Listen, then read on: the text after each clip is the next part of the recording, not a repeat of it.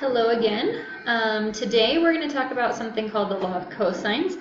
Last time we talked about the law of sines, and remember there were two specific times we could use the law of sines. If I was given two sides and one opposite angle, or if I was given two angles and one opposite side.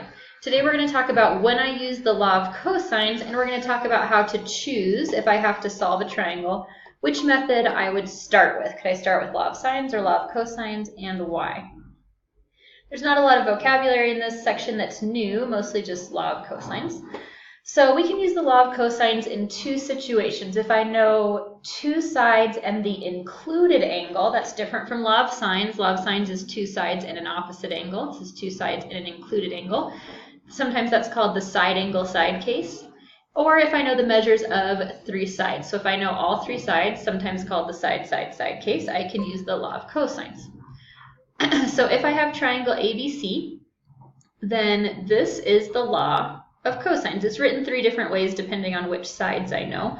But a squared, so side A squared equals B squared plus C squared minus 2 times BC cosine of angle A. Notice that if I know side B and side C, angle A is the included angle. That's how all of these are structured. In the second one, if I know side A and if I know side C, then angle B is the included angle, the angle between those two sides. So really, I have side squared plus side squared minus 2 times the product of those sides times the cosine of the included angle equals the other side squared. That's basically the law of cosine. So let's just see how that works. We're going to solve this triangle. In this case, notice I'm given two sides. Side A is 7, side B is 10, and I know angle C, which is the included angle, is 73 degrees. So I'm going to write out the appropriate law of cosines. I'm going to be solving for side C to start with, right? So I don't know side C, but I do know side A, side B, and angle C. So I'm just going to go ahead and plug in my information and use a calculator to help me get the basic, to get my decimal, round to the nearest tenth, and then I'm going to take the square root, which is about 10.4. So that means that this side, C, is about 10.4. So I've used the law of cosines. I wouldn't have been able to use the law of sines here because I would have ended up with two variables. If I had done the sine of 73 over C equals the sine of A over 7, I would have two variables. That's why we have to start with the law of cosines. But after I've done the law of cosines for the first step, we can go back to using the law of sines, because the law of sines is a little bit simpler as far as the equation goes. So now I can say, okay, the sine of A over side A, which is 7, is about the sine of 73 degrees over 10.4, now that I know what side C is. So I solve for the sine of angle A, and I use my calculator, and I get about 0.6437. Remember, to solve for the angle, I have to do the inverse sine, take the inverse sine of both sides. Right? And so I'm going to do that in my calculator, and I'll get about 40 degrees. And now I need to find the measure of angle B. But the nice thing, hopefully you've been recording these measures on your note guide so you're following along, is that now that I already know two angles, 40 and 73, I can easily find my third angle by using the fact that the angles of a triangle add up to 180 degrees. So my missing side is 10.4, angle A is 40 degrees, and B is about 67 degrees. So doing that same process, you guys try this one. All right, in this case, you should have gotten D.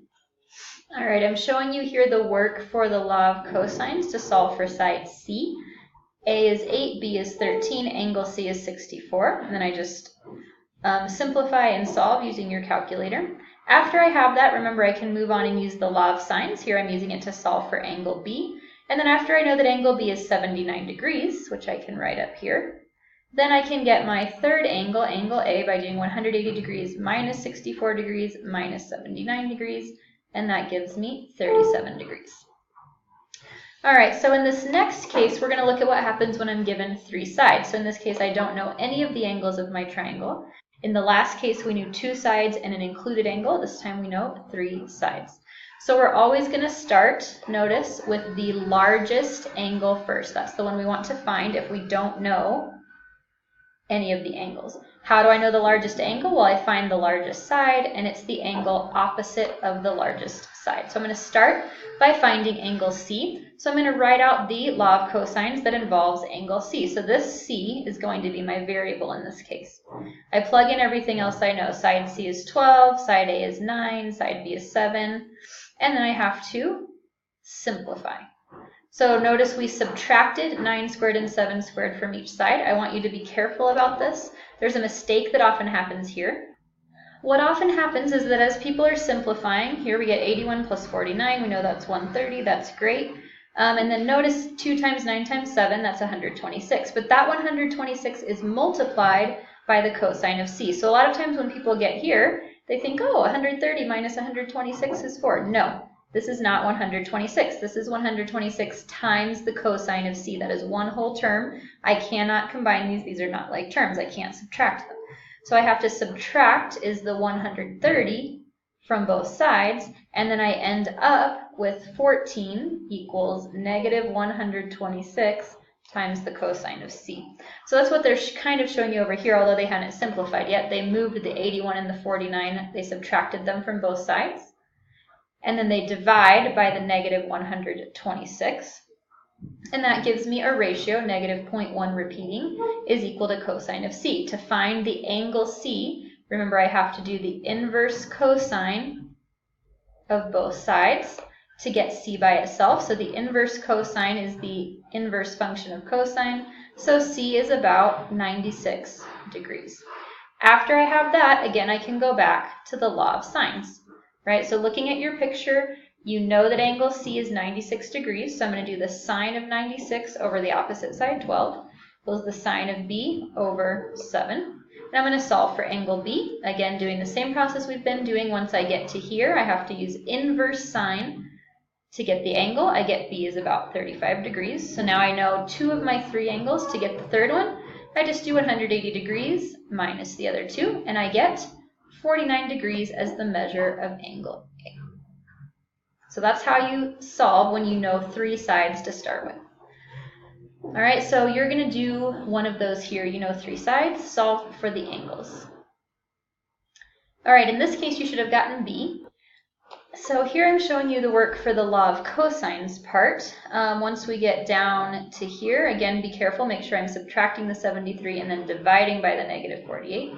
I'll take the inverse cosine of both sides once I get to here, and I get that angle C is about 124 degrees. Don't forget, you always start with the largest angle when you know all 3 sides.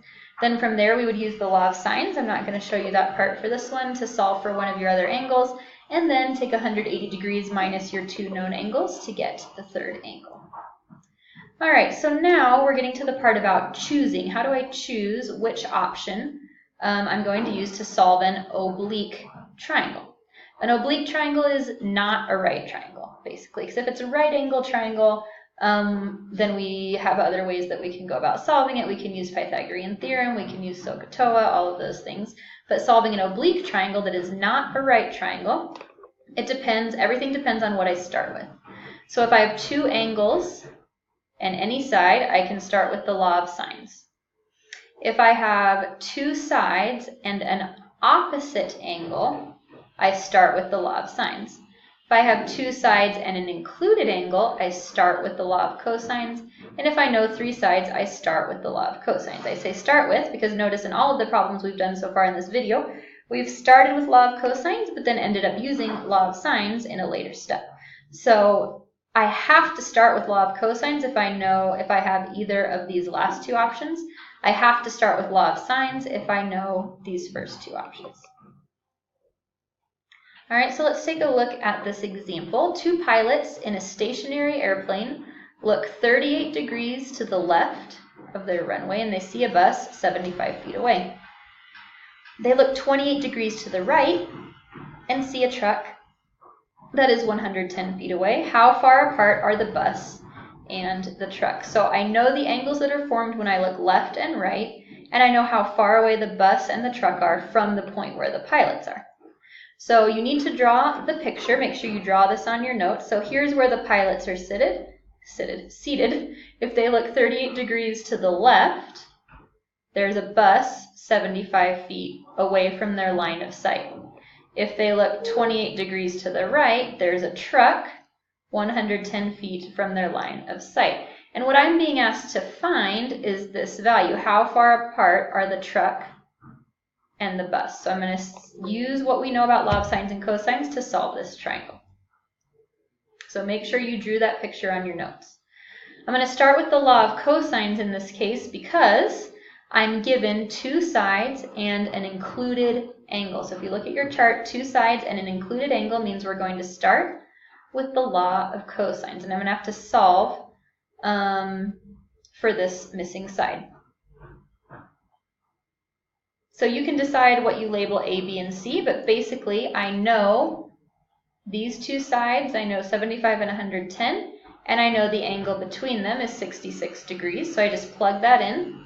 Use my calculator, so I get A squared is 11,014, and then when I take the square root of both sides, I get A is about 105. So the bus and the truck are about 105 feet apart.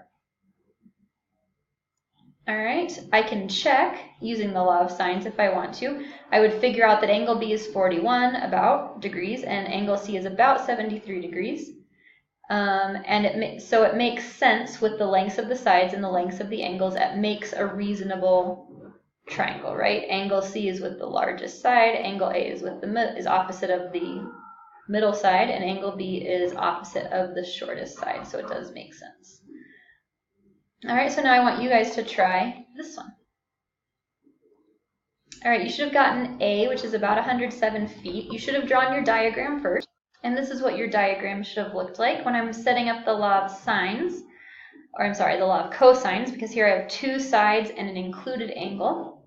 I'm basically saying, okay, my missing side, which is x, is going to be 70 squared plus 103 squared minus 2 times 70 times 103, and then times the cosine of the included angle, which is 42 degrees plus 32 degrees, 74 degrees. Then I use a calculator to figure that out, and we get about 107 feet. All right, that's the end of this section. We will practice more in class, choosing whether or not I use law of cosines or law of sines to start, and solving more triangles.